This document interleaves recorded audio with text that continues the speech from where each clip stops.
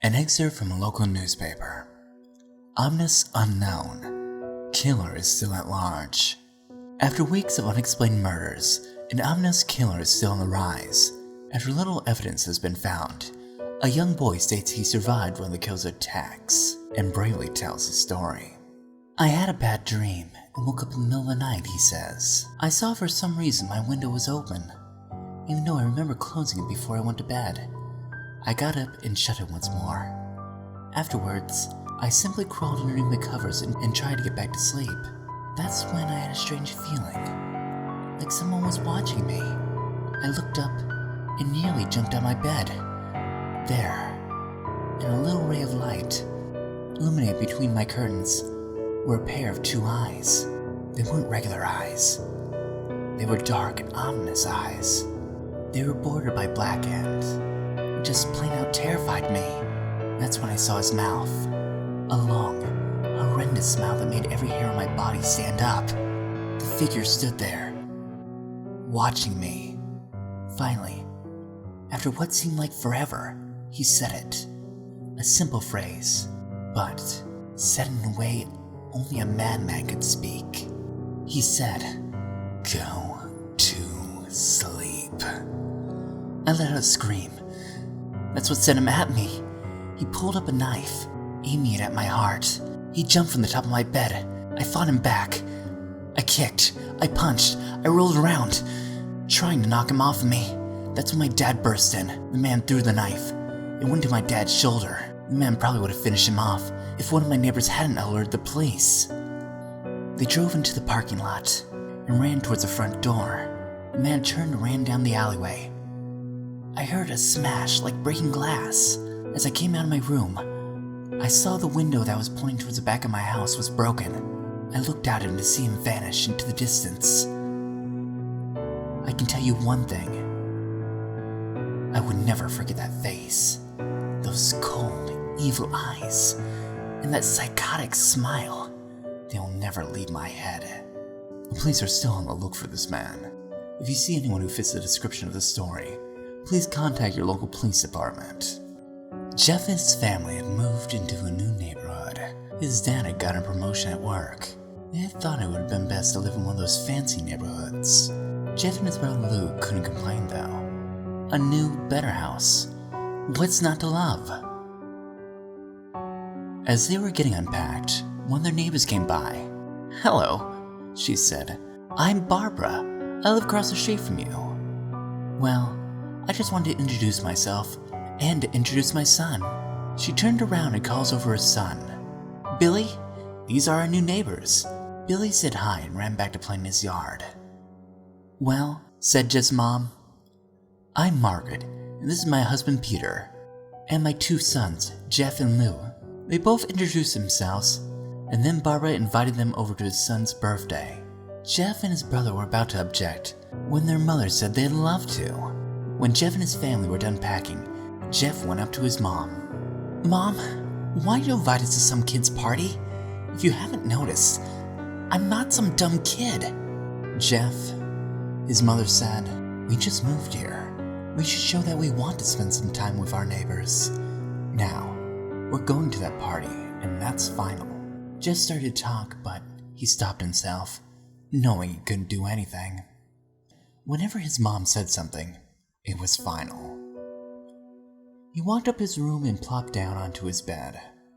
He sat there looking at his ceiling when suddenly he got a weird feeling. Not so much as pain, but a weird feeling. He dismissed it as some random feeling. He heard his mother call down to him to get his stuff, and he walked down to get it. The next day, Jeff walked down the stairs to go get breakfast and got ready for school. As he sat there eating breakfast, he once again got that feeling. This time it was stronger. It gave him a slight tugging pain, but again he dismissed it. As he and Lou finished breakfast, they walked down to the bus stop. They sat there waiting for the bus, and then all of a sudden, some kid on a skateboard jumped over them, only inches above their laps. They both jumped back in surprise. "Hey, what the hell?" The kid landed and turned to them. He kicked his skateboard up and got it in his hands. This kid had to be about 12, a year younger than Jeff. He wears an Aeropostale shirt and ripped blue jeans. Well, it looks like we got some new meat. Suddenly, 2 other kids appeared. One was super skinny and the other was huge. Well, since you're new here, I'd like to introduce ourselves. Over there is Keith. Jeff and Lou looked over to the super skinny kid. He had a dopey face that you'd expect a sidekick to have. And here's Troy. They looked over to the fat kid. Talk about a tub of lard. This kid looked like he hadn't had any exercise since he started crawling. And I, the first kid said, I'm Randy. Now, for all the kids in this neighborhood, there's a small price for bus fare, if you catch my drift. Lou stood up, ready to punch the lights out of the kid's eyes, when one of the friends pulled out a knife. Tisk tisk tisk. I hope you'd be more cooperative. It seems we'll have to do this the hard way. The kid walked up to Lou and took out his wallet. Jeff got that feeling again. Now, it was truly strong. A burning sensation. He stood up, but Lou gestured for him to sit down. Jeff ignored him and walked up to the kid. Listen here, you little punk. Give me back my bro's wallet or else. Randy put the wallet in his pocket and pulled out his own knife. Oh, and what will you do? Just as he finished that sentence, Jeff popped the kid in the nose. As Randy reached for his face, Jeff grabbed the kid's wrist and broke it. Randy screamed and Jeff grabbed the knife from his hand. Troy and Keith rushed Jeff, but Jeff was too quick. He threw Randy to the ground, and Keith lashed at him, and Jeff ducked and stabbed him in the arm. Keith dropped his own knife and fell to the ground screaming. Troy rushed him too, but Jeff didn't need the knife. He just punched Troy straight in the stomach and Troy went down. As he fell, he puked all over. Lou couldn't do nothing but look at Jeff in amazement. Jeff, how'd you... That's all he said. They saw the bus coming up when they knew they'd be blamed for the whole thing. So they started running as fast as they could. As they ran, they looked back and saw the bus driver rushing over to Randy and the others. As Jeff and Lou made it to school, they didn't dare tell what happened. All they did was sit and listen. Lou just thought of his brother beating up a few kids, but Jeff knew it was more. It was something scary. As he got the feeling, he felt how powerful it was. The urge to just hurt someone. He didn't like how it sounded, but it couldn't help but make him feel happy. He just felt the strange feeling go away, and stay away for the entire school day. Even though he walked home due to the whole thing near the bus stop, and now he wouldn't be taking the bus anymore, he felt happy. When he got home, his parents asked how his day was, and he said, in a somewhat ominous voice, it was a wonderful day. The next morning, he heard a knock at his front door. He walked down to find 2 police officers at the door. His mother was looking back at him with an angry look. Jeff, these officers tell me you attacked 3 kids. That it wasn't regular fighting. And that they were stabbed. Stabbed, son! Jeff's gaze fell to the floor, showing his mother that it was true. Mom, they were the ones who pulled the knives on me and Lou. Son, said one of the cops, we found these 3 kids, 2 stabbed and 1 with a bruise on his stomach, and we have witnesses proving that you had fled the scene. Now, what does that tell us? Jeff knew it was no use. He could say Lou and him had been attacked, but there was no proof that it was them who attacked first. They couldn't say that they weren't fleeing, because the truth was that they were fleeing, so Jeff couldn't defend himself or Lou. Son, calm down your brother. Jeff couldn't do it, since it was him who beat up all the kids. Sir, it was me. I was the one who beat up the kids. Lou tried to help me back, but he couldn't stop me. The cop looked to his partner and they both nod. Well, kid, looks like a year in juvie. Wait, said Lou. They both looked up at him holding a knife. The officers pulled their guns and locked them on Lou. It was me. I beat up those little punks. I have the marks to prove it. He lifted up his arms to reveal cuts and bruises, as if there was a struggle. Son, just put the knife down, said the officer. Lou held up the knife and dropped it to the ground, putting both his hands up and walked over the cops. No, Lou, it was me. I did it, Jeff said. Jeff had tears running down his face. Poor bro. Trying to take blame for what I did. Well, take me away. The police led Lou out to the patrol car. Lou, tell them it was me. Tell them! I was the one who beat up those kids. Jeff's mother put her hands on his shoulders. Jeff, please. You don't have to lie. We know it's Lou. You can stop. Jeff watched helplessly as the cop car sped off with Lou inside. A few minutes later, Jeff's dad pulled up into the driveway, seeing Jeff's face and knowing something was wrong. Son, what is it? Jeff couldn't answer. His vocal cords were strained from the crying. Instead, Jeff's mother walked inside to break the bad news to him, as Jeff wept in the driveway. After an hour or so, Jeff walked back into the house. Seeing his parents were both shocked, sad, and disappointed. He couldn't look at them. He couldn't see how they thought of Lou when it was his fault. He just went to sleep, trying to get the whole thing out of his mind. 2 days went by, with no word from Lou at JDC. No friends to hang out with. Nothing but sadness and guilt. That is, until Saturday, when Jeff was woke up by his mother with a happy, sunshiny face. Jeff, it's today, she said as she opened up the curtains and let light flood into his room. What's today? Jeff asked as he stirred awake. Why, it's Billy's party. He was now fully awake. Mom, you're joking, right? You don't expect me to go to some kid's party after... There was a long pause. Jeff, we both know what happened. I think this party could brighten things up for the past few days. Now, get dressed. Jeff's mother walked out of the room and downstairs to get herself ready. He fought himself to get up, picking up a random shirt and jeans, and walked downstairs. He saw his father and mother were all dressed up, his mother in a dress and his father in a suit. He thought, why would they ever wear such fancy clothes to a kid's party? Son, is that all you're going to wear? Said Jeff's mom. Better than wearing too much, he said. His mother pushed down the feeling to yell at him and hit it with a smile. Now, Jeff, we may be overdressed, but this is what you want to do if you want to make an impression, said his father. Jeff grunted and went back up to his room. But I don't have any fancy clothes, he yelled downstairs.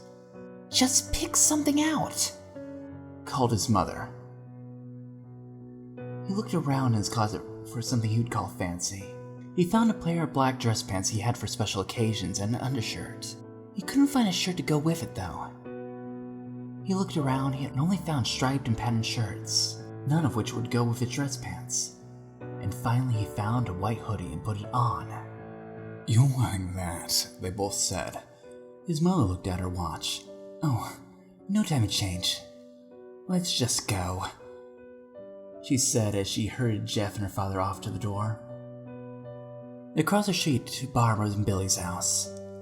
They knocked on the door. At it appeared Barbara, just like his parents, way overdressed. As they walked inside, all they could see were adults. No kids. The kids are out in the yard, Jeff. Well, how about you go meet some of them? Said Barbara. Jeff walked outside to a yard full of kids. They were running around in weird cowboy costumes, shooting each other with plastic guns. He might as well be standing in a Toys R Us. Suddenly, a kid came up to him and handed him a toy gun and hat. Hey, wanna play? He said. No kid. I'm too old for this stuff. The kid looked at him with a weird puppy dog face. Please? Said the kid. Fine, said Jeff. He put on the hat and he pretended to shoot at the kids. At first he thought it was totally ridiculous. Then he started to actually have fun. It might not have been super cool, but it was the first time he'd actually done something that took his mind off of Lou. So he played with the kids for a while, until he heard a noise. A weird rolling noise. Then it hit him. Randy, Troy, and Keith all jumped to the fence with their skateboards. Jeff dropped the fake gun and ripped off his hat. Randy looked at Jeff with burning hatred. "Hello, Jeff, is it?" he said. "We have some unfinished business." Jeff looked at his bruised nose. "I think we're even. I beat the crap out of you. You got to send my brother to JDC. Randy got an angry look in his eyes. "Oh no, I don't go for even. I go for winning. You may have kicked our asses that one day, but not today," he said as Randy rushed at Jeff, and they both fell to the ground. Randy punched Jeff in the nose, and Jeff grabbed him by the ears and headbutted him. Jeff pushed Randy off of him, and both the kids rose to their feet. The kids were screaming and the parents were running out of the house. Both Troy and Keith pulled guns out of their pockets. "No one interrupts us or guts will fly," they said. Randy pulled out a knife on Jeff and stabbed it into his shoulder. Jeff screamed and fell to his knees. Randy started kicking him in the face. After 3 kicks, Jeff grabbed his foot and twisted it, causing Randy to fall to the ground. Jeff stood up and walked towards the back door. Troy grabbed him. "Need some help." He picked up Jeff by the back of his collar and threw him towards the patio door. As Jeff tried to stand, he's kicked back down to the ground. Randy repeatedly started kicking him until Jeff started coughing up blood. "Come on, Jeff, fight me." He picked up Jeff and threw him back into the kitchen. Randy saw a bottle of vodka on the counter and smashed it over Jeff's head. "Fight!" He threw Jeff into the living room. "Come on, Jeff, look at me." Jeff glanced up, his face riddled with blood. "I was the one who sent your brother to JDC. Now, you're just gonna sit there and let him rot in there for a whole year? You should be ashamed." Jeff started to get up. "Oh, finally. You stand up and fight." Jeff is now on his feet, blood and vodka all over his face. Once again, he gets that strange feeling. The one he hadn't felt in a while. "Finally, he's up," Randy says as he runs towards Jeff. That's when it happens. Something in Jeff snaps. His psyche is destroyed. All rational thinking is gone. All he can do is kill. He grabs Randy and pile drives him into the ground. He gets on top of him and punches him straight in the heart. The punch causes Randy's heart to stop as Randy gasps for breath. Jeff hammers down at him, punch after punch. Blood gushes from Randy's body until he takes one final breath and dies. Everyone's looking at Jeff now. The parents, the crying kids, even Tony and Keith. Although they easily break from their gaze, pointing their guns at Jeff. Jeff sees the guns trained on him and he runs up the stairs. As he runs, both Troy and Keith let out fire, each shot missing. He hears Troy and Keith falling behind him. As they both let out final rounds of their bullets as Jeff ducks into a bathroom. He grabs a towel rack and rips it off the wall. Both Troy and Keith rush in, knives ready. Troy swings his knife at Jeff, who backs away and bangs the towel rack into Troy's face. Troy goes down hard. And now all that's left is Keith. He is more agile than Troy though, and ducks when Jeff swings the towel rack. He drops the knife and grabs Jeff by the back of the neck, and pushes him to the wall. A thing of bleach falls down on top of him from the top shelf. It burns both of them, and they both scream. Jeff wipes his eyes as best as he could. He pulled back on the towel rack and swung straight towards Keith's head. As he lied there, bleeding to death, he let out an ominous smile.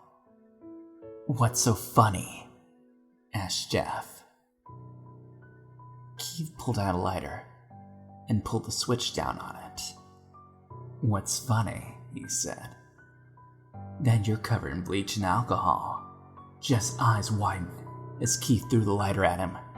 As soon as the flame made contact with him, the flames ignited with the alcohol and the vodka. And while the alcohol burned him, the bleach bleached his skin. Jeff let out a terrible screech as he was caught on fire. He tried to roll around to put out the fire, but it was no use. The alcohol made him a walking inferno. He ran down the hall and fell down the stairs.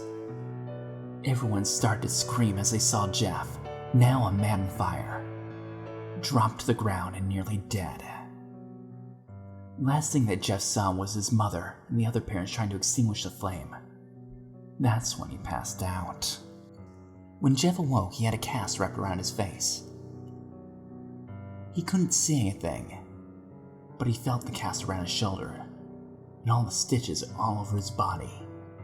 He tried to stand up, but then he realized there was a tube in his arm. When he tried to get up, it fell out and a nurse rushed in. "I don't think you can get out of bed just yet," she said as she tried to put him back in bed and reinsert the tube. Jeff just sat there with no vision, no idea what his surroundings were. Finally, after hours, he heard his mother. "Honey, are you okay?" she asked. Jeff couldn't answer though. His face was covered, and he was unable to speak. "Oh, honey, I have great news. After all the witnesses told the police that Randy confessed of trying to attack you, they decided to let Luke go."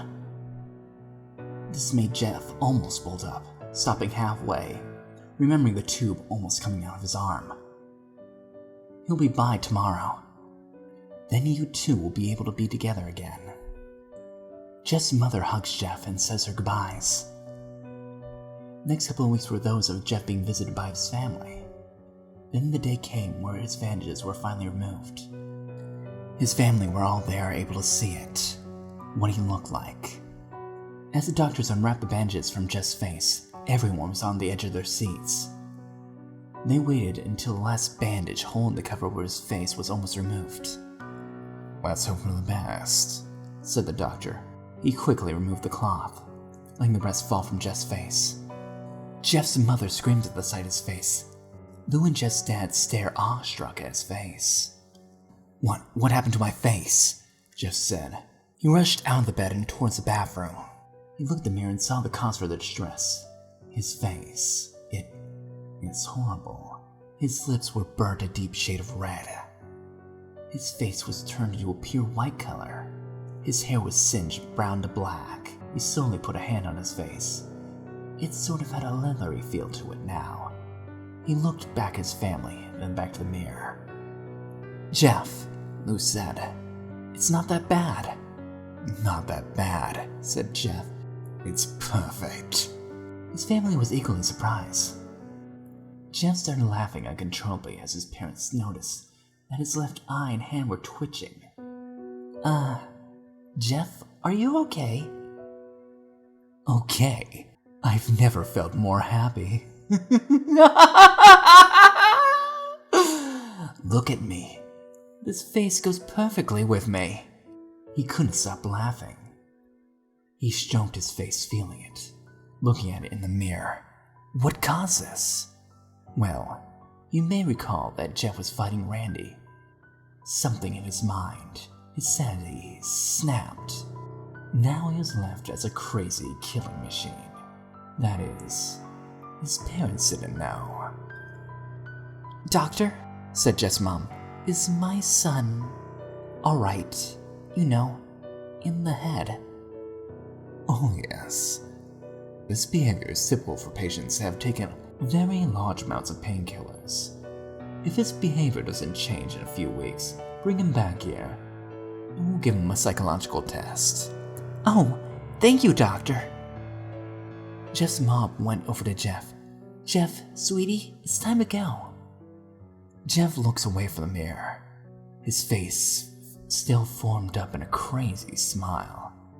"Okay, mommy." His mother took him by the shoulder and took him to get his clothes. "This is what came in," said the lady at the desk. Jeff's mom looked down to see the black dress pants and the white hoodie her son wore, now clean of blood and stitched together. Jeff's mother led him to a room where he made him put his clothes on. Then they left, not knowing this was their final day of life. Later that night, Jeff's mother awoke to a sound coming from the bathroom. It sounded like someone crying. Slowly, she walked over to see what it was. When she looked in the bathroom, she saw a horrendous sight. Jeff had taken a knife and carved a smile into his cheeks. "Jeff, what are you doing?" asked his mother. Jeff looked over to his mother. "I couldn't keep smiling, Mommy. It hurt after a while. Now, I can smile forever." Jeff's mother noticed his eyes ringed with black. "Jeff, your eyes!" His eyes seemingly never closing. "I couldn't see my face. I got tired when my eyes started to close. I burnt off my eyelids so I could see myself forever. My new face." Jeff's mother slowly backed away, seeing that her son was going insane. "Mommy, aren't I beautiful?" "Yes, son," she said. "Yes, you are. Let me go get Daddy so he can see your face." She ran to him and shook Jeff's dad from his slumber. "Honey, get the gun, She stopped as she saw Jeff in the doorway, holding a knife. "Mommy, you lied." That was the last thing they heard as Jeff rushed at them with a knife, gutting them both. His brother Lou woke up, startled by some noise. He couldn't hear anything else, so he just shut his eyes and tried to go back to sleep. But he was on the border of slumber. He got the strange feeling he was being watched. He looked up and Jeff's hand covered his mouth. He slowly raised the knife and plunged it into Lou. Lou thrashed here and there, trying to escape Jeff's grip. "Shh," Jeff said.